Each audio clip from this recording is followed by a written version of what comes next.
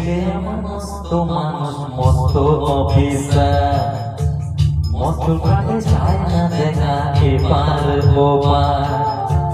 ছেলে আমার মস্ত মানুষ, মস্ত অফিসার, মস্ত কাটে যায় না দেখা এপার ওপার।